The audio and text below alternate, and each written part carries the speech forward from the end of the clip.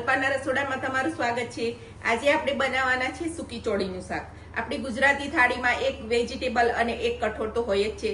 તો આજે આપણે સૂકી ચોળીનું શાક બનાવશું, તે પણ એકદમ ટેસ્ટી અને સહેલાઈથી, અને સાથે બનાવશું કેપ્સિકમનો સંભારો। તો ચાલો રેસીપી જોઈએ।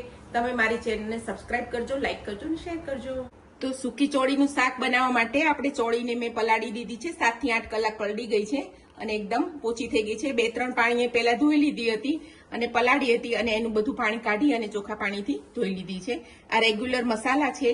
આ એક કેપ્સિકમ લીધું છે, એનો આપણે સંભારો કરીશું। આ ચણાનો લોટ લીધો છે સંભારા માટે। તો ચાલો રેસીપી ચાલુ કરીએ। તો આપણે કુકર લઈ લીધું છે। કુકરની અંદર જ આપણે ચોળીને પહેલા બાફી લેશું। ડાયરેક્ટ ચોળી, પલાળેલી ચોળી હોય તો આપણે ડાયરેક્ટ પણ શાક બનાવી શકીએ છીએ, પણ બાફેલું શાક હોય તો એનો રસો ઘાટો થાય છે। તો ચોળીને બાફીને શાક કરીએ તો એ શાક સારું થાય છે, એટલે હું બાફી લઉં છું પહેલા। એની અંદર આપણે થોડુંક મીઠું નાખી દઈશું અને હવે ઢાંકી અને આપણે 3 વિસલ લગાવી લઈશું। તો આપણે કેપ્સિકમ લઈ લીધું છે, એને આપણે કટકા કરી લેવાના છે। બહુ નાના કટકા નહીં કરીએ, મોટા મોટા કટકા કરવાના છે। આ વચ્ચેનો ભાગ આપણે કાઢી લેશું અને આ રીતે એના ટુકડા કરી લેવાના છે। તો આપણે કેપ્સિકમના ટુકડા કરી લીધા છે। હવે આપણે સંભારો બનાવશું। તો આપણે સંભારો બનાવવા માટે પેન મૂકી દીધું છે। એની અંદર આપણે મોટી 3 ચમચી જેવું તેલ મૂકશું। તેલ આપણે સરખું મૂકીશું, કારણ કે આપણે લોટ નાખવાનો છે અંદર ચણાનો। તો આપણું તેલ ગરમ થઈ ગયું છે। એની અંદર આપણે 1 નાની ચમચી રાઈ નાખી દઈશું, હિંગ નાખીશું, હળદર નાખી દઈશું અને આ કેપ્સિકમના કટકા આપણે એડ કરી દઈશું। તો હળદર નાખી દીધી છે અને હવે આપણે આ મીઠું નાખી દઈશું 1 ચમચી, થોડુંક વધારે નાખીશું એટલે લોટના પ્રમાણનું પણ આવી જાય।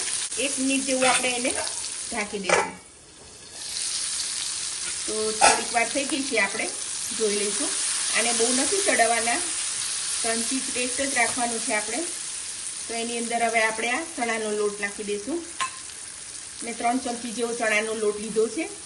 જો લોટ વધારે ભાવતો હોય તો થોડોક લોટ તમે વધારે પણ નાખી શકો છો। તો પછી આપણે તેલ પણ વધારે નાખવાનું લોટના પ્રમાણમાં। તો આપણો લોટ શેકાય છે તો થોડુંક ધાણા જીરું પણ આપણે નાખી દેવાનું છે।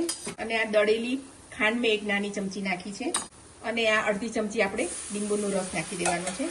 તો આપણો સંભારો તૈયાર થઈ ગયો છે। એને થોડીક વાર ઢાંકી રાખીશું આપણે, એટલે આ લોટ છે એ શેકાઈને એકદમ છૂટો છૂટો થઈ જશે। તો આપણી કુકરમાં ચોળી એકદમ બફાઈ ગઈ છે, દાણો એકદમ પોચો થઈ ગયો છે। આ રીતની ચોળી બફાઈ જવી જોઈએ। તો આપણે અહીંયા કડાઈ મૂકી દીધી છે, એની અંદર આપણે મોટા 2 ચમચા એવા આપણે તેલના લઈ લઈશું। તો આપણે 1 ચમચી રાઈ નાખી દઈશું। તો રાઈ આપણી તતડી ગઈ છે, તો હવે આપણે 1 ચમચી જીરું નાખી દઈશું, હિંગ નાખી દઈશું અને હવે આપણે આ ચોળી નાખી દેવાની છે। થોડીક જ ચોળી નાખીશું પહેલા આપણે, અને પછી એની અંદર બધા મસાલા ફ્રાય કરી લઈશું। તો મરચું, હળદર અને ધાણા જીરું, મસાલા થોડા ચડિયાતા કરવાના। તો આપણે કઠોળના શાકમાં થોડા ચડિયાતા મસાલા હોય તો ટેસ્ટી લાગે છે। મારું મરચું મીડિયમ તીખું છે એટલે મેં મરચું વધારે નાખ્યું છે, અને આપણે ફ્લેવર સારો આવે એટલે મેં 2 પિંચ જેટલો આપણે ગરમ મસાલો નાખવાના છે। તો આપણે મસાલા સરસ ફ્રાય થઈ ગયા છે। તો હવે એની અંદર આપણે આ બધી ચોળી એડ કરી દઈશું, અને મીઠું આપણે બાફવામાં નાખ્યું છે એટલે પછી આપણે પાછળથી થોડુંક જ નાખશું રસા પ્રમાણે, અને આપણે થોડું પાણી નાખી દેવાનું છે। તમારે રસો ઘાટો જોતો હોય તો થોડી થોડી આ રીતે આપણે ચોળીને મેચ કરી દેવાની, કે જેથી આપણો રસો ઉકળીએ એટલે ઘાટો થઈ જશે। હજી પણ થોડુંક પાણી નાખી દઈશું, અને મને થોડુંક મીઠું ઓછું લાગે છે તો મેં થોડુંક મીઠું નાખું છું। અહીંયા તમારે ચાખી લેવાનું, તમે તમારા સ્વાદ પ્રમાણે નાખી શકો છો। અહીંયા આપણે અડધી ચમચી જેવો લીંબુનો રસ નાખી દઈશું। કઠોળમાં ટમેટા કરતાં લીંબુની ખટાશ સારી લાગે છે એટલે મેં ટમેટું નથી નાખ્યું, હું લીંબુ જ નાખું છું। અને આપણા ગુજરાતી શાકમાં થોડી ગળાશ તો સારી લાગે છે, તો મેં અહીંયા ગોળનો પાવડર છે મારી જોડે, તો 1/4 ચમચી જેવો હું ગોળનો પાવડર એડ કરી દઉં છું। હવે બધું સારી રીતે એને ઉકળવા દઈશું। તો થોડીક વાર થઈ ગઈ છે અને મેં એમાં લીલા ધાણા નાખી દીધા છે। તો આપણું ચોળીનું શાક તૈયાર થઈ ગયું છે। તો હવે આપણે સર્વિંગ પ્લેટમાં લઈ લઈશું।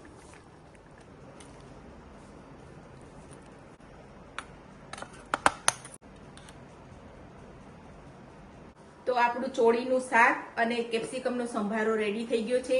આજના લંચમાં મેં ચોળીનું શાક, સંભારો અને ભાત બનાવ્યા છે। તો તમે મારી ચેનલને લાઈક કરજો, શેર કરજો અને સબસ્ક્રાઇબ કરજો, અને આ રેસીપી જરૂરથી ટ્રાય કરજો।